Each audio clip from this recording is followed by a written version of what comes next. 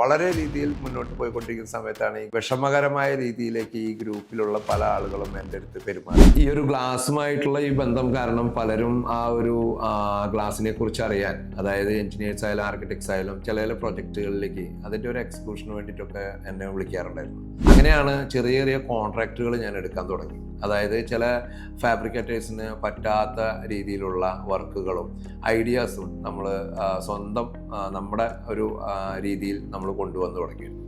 അത് കണ്ടുകൊണ്ട് തന്നെ പല ആർക്കിടെക്ട്സും എന്നെ പല സൈറ്റിലേക്കും സജസ്റ്റ് ചെയ്തിരുന്നു. അങ്ങനെ കേരളത്തിൽ സത്യം പറഞ്ഞ എല്ലാ ഡിസ്ട്രിക്റ്റിലും വളരെയധികം കണക്ഷൻസ് എൻജിനീയേഴ്സും ആർക്കിടെക്ട്സും കോൺട്രാക്ടേഴ്സും പല പല മേഖലകളിൽപ്പെട്ട ആൾക്കാരായിട്ടും എനിക്ക് കണക്ട് ചെയ്യാൻ സാധിച്ചിട്ടുണ്ട്. അങ്ങനെ പോകുന്ന പല സമയത്തും ഞാൻ ചിന്തിച്ചിട്ടുണ്ടായിരുന്നു, എന്തുകൊണ്ട് ഒരു ഓൺ കോൺട്രാക്ടിങ് കമ്പനി ഉണ്ടാക്കിക്കൂടാ. അതിൻ്റെ ഒരു ഇതായിട്ടാണ് അമയടെക് എന്ന് പറയുന്ന എൻ്റെ ഒരു സ്ഥാപനം സിംഗിളായിട്ട് ഞാൻ പ്രൊപ്രൈറ്റർഷിപ്പിൽ ഞാൻ അന്ന് ആരംഭിച്ചു. അങ്ങനെ ഒരുപാട് പ്രൊജക്റ്റുകൾ നമ്മൾ ആ സമയത്ത് ഗ്ലാസും അതിനോടനുബന്ധിച്ചുള്ള വർക്കുകളും നമ്മൾ മുന്നോട്ട് പോയിക്കൊണ്ടിരിക്കുകയായിരുന്നു. ആ സമയത്താണ് നമുക്ക് കേരളത്തിൽ 2018 പ്രളയവും അതോടെ തന്നെ ലോകത്തിലെ എല്ലാ ഇതിലും വ്യാപിച്ച കൊറോണയും 2020 വന്ന് ശരിക്കും പറഞ്ഞാൽ നമ്മുടെ ബിസിനസ് വളരെയധികം ഡൗൺ ആയ ഒരു ടൈമായിരുന്നു. ആ സമയത്ത് നമുക്ക് ഡൗൺ ആയി എന്ന് വിചാരിച്ച വർക്കുകൾ കുറച്ചധികം നമുക്ക് കയറി വരികയും പല ഡിസ്ട്രിക്റ്റുകളിലും പോയി ഞങ്ങൾ വർക്കുകൾ കംപ്ലീറ്റ് ചെയ്തിട്ടുണ്ട്.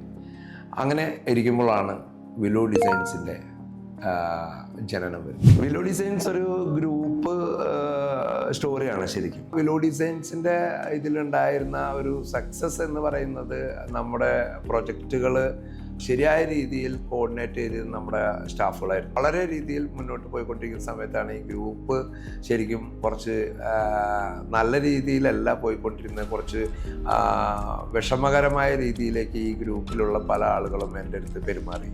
അങ്ങനെ അതൊരു ചെറിയ മാനസികമായിട്ടൊരു ഡൗൺ ഇതിലേക്കും അത് വർക്കിനെ ബാധിക്കുകയും അങ്ങനെ കുറച്ച് വളരെ ബിസിനസ് ഇത്തിരി ഡൗൺ ആവുകയും ചെയ്യുന്ന ഒരു സമയമുണ്ടായി.